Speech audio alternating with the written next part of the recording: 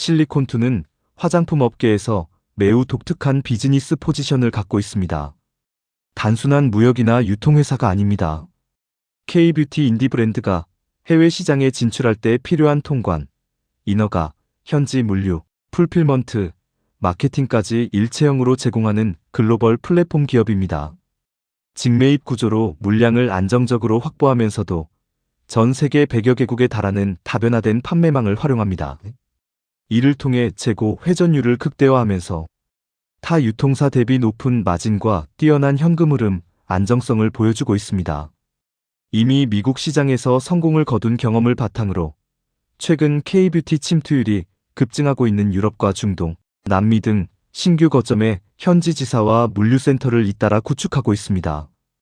글로벌 소비자의 K-뷰티 수요 역시 대기업 브랜드에서 가성비와 독창성을 갖춘 인디 브랜드 예를 들면 조선미녀, 안화, 스킨천사 같은 브랜드들로 다변화되고 있습니다. 이들의 해외 판로를 독점하고 주도하는 실리콘2의 수혜 폭이 계속해서 커질 수밖에 없는 구조입니다.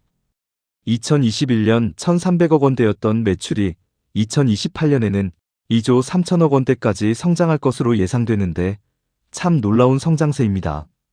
물론 주가 흐름에 고비도 있었습니다. 지난 2025년 2분기 실적 발표 당시 시장 눈높이를 하회하면서 8월 11일 주가가 마이너스 14.7% 급락한 적이 있습니다. 하지만 당시의 하락은 기업 펀더멘털의 문제가 아니라 과도했던 기대감에 따른 단기 조정이었습니다. 3분기 이후 유럽과 중동향 물량이 늘어나고 글로벌 판로가 다변화되면서 실적 우려는 말끔히 해소되었습니다. 그러다 2026년 2월 3일 주가가 다시 한번 마이너스 11.8% 하락합니다. 실리콘2의 최대 고객사인 구다이 글로벌과 관련된 이슈 때문이었습니다. 구다이 글로벌이 경쟁 유통사를 인수한다는 소식이 전해지면서 주요 브랜드가 이탈하거나 미국 내 입지가 약화되고 경쟁이 심화되는 것 아니냐는 시장의 과도한 우려와 심리적 불안감이 작용했던 겁니다.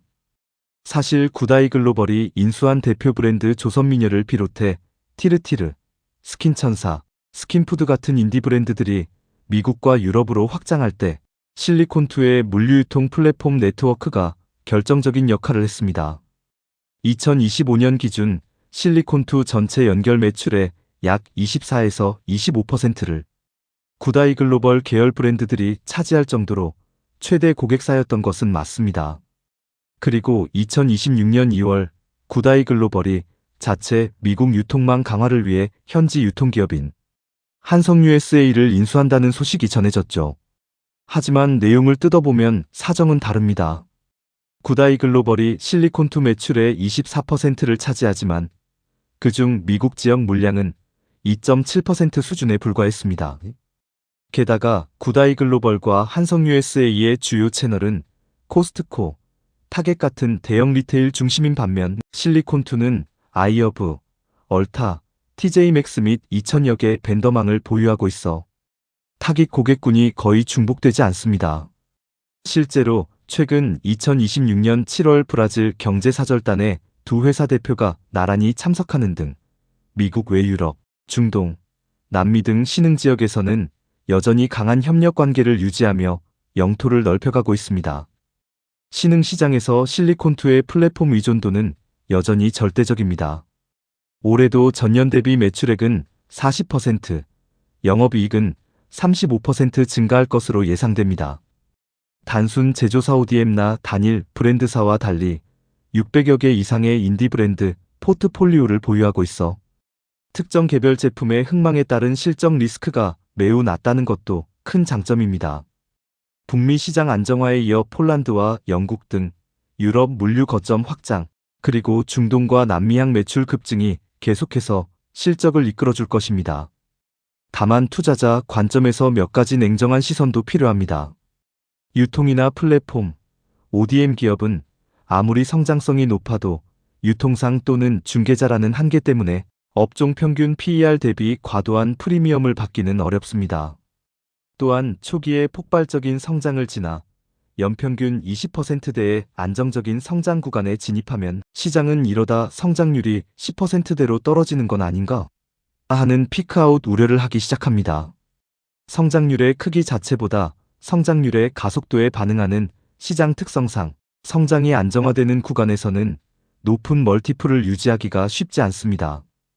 여기에 굿아이 글로벌 사례처럼 장기적으로 독점 플랫폼이 아니라 언젠가 대체될 수도 있지 않을까 하는 시장의 의구심도 한편에 남아 있습니다.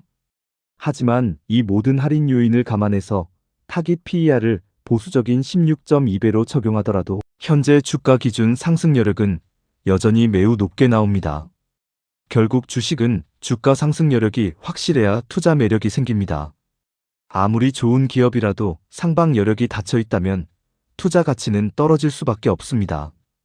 결론적으로 코스맥스를 분석할 때처럼 실리콘투 역시 허버지 라인 주변을 차분하게 목표가로 설정하고 대응하는 전략이 가장 유효해 보입니다. 보다 자세한 사항은 댕기왕자 블로그를 참고해 주시길 바랍니다. 감사합니다.